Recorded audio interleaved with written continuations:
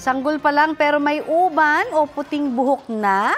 Yan po ang sitwasyon ng isang sanggol sa Oton, Iloilo. Puti ang harap na bahagi ng buhok ng sanggol. Ayan o, wala naman daw naging komplikasyon sa pagbubuntis ang ina ng sanggol. Normal din daw ang kanyang panganganak.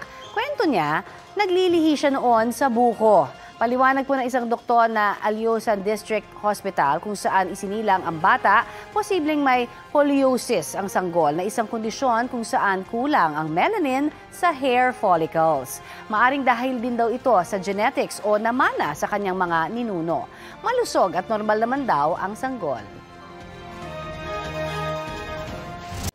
Kapuso, para sa mga maiinit na balita, mag-subscribe sa GMA Integrated News sa YouTube.